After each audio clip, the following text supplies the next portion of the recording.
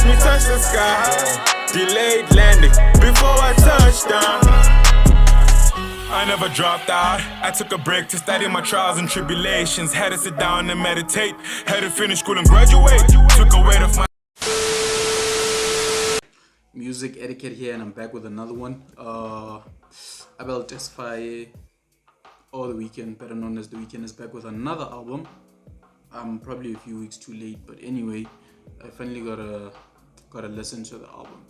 It's called Dawn FM, and it takes a radio theme that I'm yet to understand. But anyway, the first track is called Dawn FM, obviously. The title, it just tells you that to tune in, like stay tuned, more like a theme that you'd expect from radio. And then it goes into a track called Gasoline.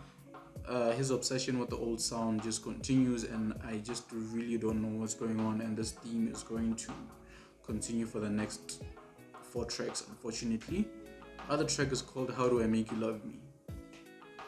Excuse me. At least he was singing on this one, because the second track rather, Gasoline, it was like they forced them out like, hey, go sing, and then he just used his talking voice to sing. So now he just refined his voice a little bit, but the beats were so terrible. I mean, the beats are like, anyway, Take My Breath is 5 minutes long. 5 minutes of this 80s beat, like you're watching an old TV show, like maybe Night Rider or something, like those Black Night Rider, whatever. And then the other track is called Sacrifice. And my issue with these first 4 tracks is they are 35 years too late. No one is trying to listen to that. I was not in the 80s. None of the people that are watching this were not in the 80s. So we can't really be bothered. Like, we don't care about that sound unless it's, I don't know, soft R&B or whatever. Just as I was about ready to give up on listening to this track, it twists with the interlude called A Tale by Quincy Jones, you know, the famous producer, legendary producer. He was just talking about how the mom was taken away because of mental illness, and from there it feels like a completely different album, because Out of Time is the track that settles everything. It slows down into this beautiful ballad, which is instantly a classic, and it revives this whole album. It's easily the best track on this thing, and the theme is going to start continuing. There's a track called Here We Go Again that follows Out of Time. Tyler, the creator, was rapping. Tyler, the creator, didn't need to be on this track because it was just not meant for a rap verse. I still don't understand why you would put a rap verse on that song, because it was so slow. I don't care how good you are as a rapper, but it didn't need a verse. But anyway, another track on this thing is called Best Friends, and again, we're slowly coming back to the present, because the first 5 tracks were like 80s, and then Quincy came through, and then it started slowing down into something the Commodores would do, something, I don't know, Keith Sweat would do.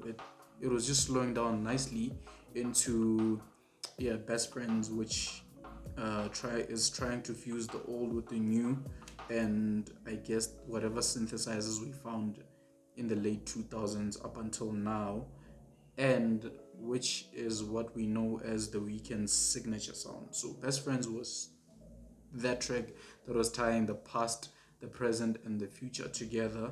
And there's a track called Is There Someone Else, which is probably the craziest song here, because it's very unabstract, it's very confrontational, and it's brutally honest, and the beat is just carrying you to listen to each and everything that he wants to say. Starry Eyes is another track on this thing. It reminded me of his Beauty Before Beast. I can't remember the name of the album, but it reminded me of those days, and it just went from what the hell is he doing to why didn't you do this in the first place? Talking about the whole theme of the album.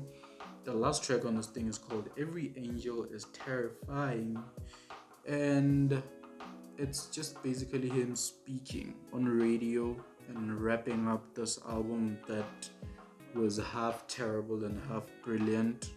So whenever you have time, I would advise you to start at Out of Time, because the first 5 tracks didn't really need to be there. But at this point, The Weeknd has done it all. I mean, he's went platinum, he has had #1 tracks, he has had, I don't know, best songs of all time, he's featured Daft Punk, he has featured Drake and all those things. So it's, at this point, maybe he's just trying to have fun with it, and as music critics, we shouldn't really be on his case that much, but we kind of hold people that really make good music at a high standard regardless of the success that they have achieved, because we really enjoy music. So if you have time, I mean, it's not the worst album ever put out, but it could have been better, because we know with The Weeknd, we know what he's capable of. Anyway, I don't want to turn this into a tech talk. Go check it out if you have time. Enjoy. Yeah. Hey, step up in the building, I be shining, shining, shining.